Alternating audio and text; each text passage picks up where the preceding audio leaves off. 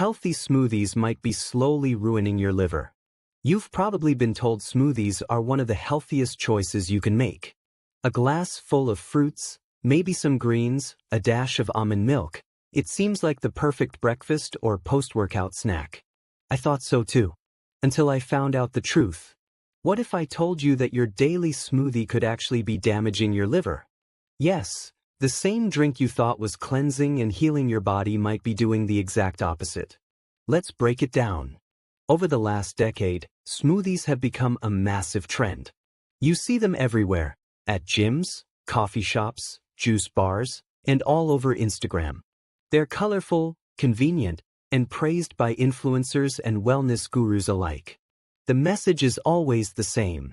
If it's made with fruit, it must be good for you. But here's the hidden problem no one talks about. Many healthy smoothies are packed with more sugar than a can of soda. Even when you make them at home, it's easy to go overboard. Toss in a banana, some mango, a couple dates, a bit of pineapple, maybe a splash of apple juice, and suddenly you've created a sugar bomb, just without the candy wrapper. Now you might think, but it's natural sugar, it can't be that bad, right? Well, here's where your liver comes into the story. Your liver is your body's natural detox center. It filters toxins, stores nutrients, and helps regulate your blood sugar.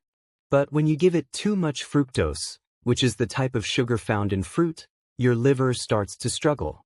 Unlike glucose, which can be used by nearly every cell in your body, fructose is processed almost entirely by the liver. And when your liver gets more fructose than it can handle, it turns the excess into fat. Over time, this can lead to something called non-alcoholic fatty liver disease, a condition that affects millions of people and often goes unnoticed until it's serious. Too much sugar can also cause insulin resistance, making it harder for your body to manage blood sugar, which leads to weight gain, fatigue, and even type 2 diabetes. And here's the kicker. You don't need to be eating junk food to end up with these issues. Sometimes, all it takes is a daily smoothie packed with too much fruit. I learned this the hard way.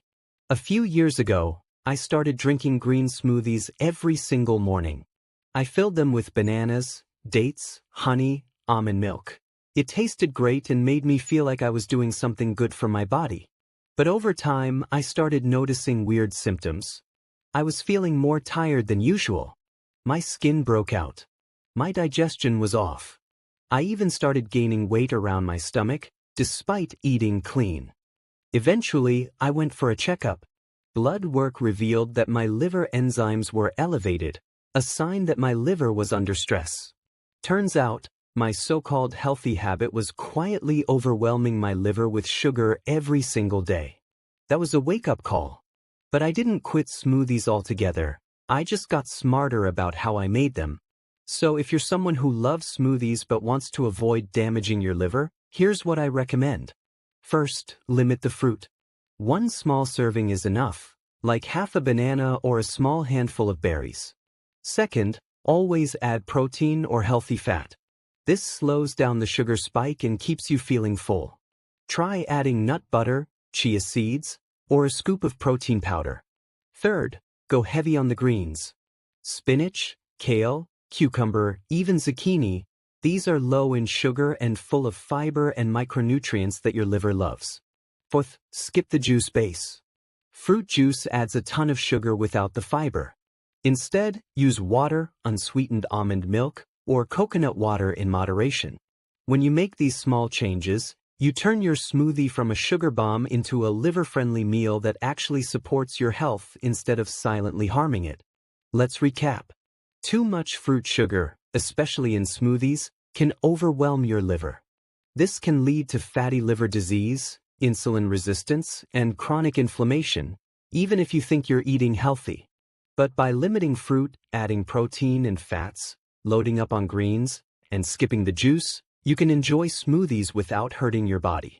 So the next time you're about to hit blend, ask yourself, am I fueling my body or overloading it?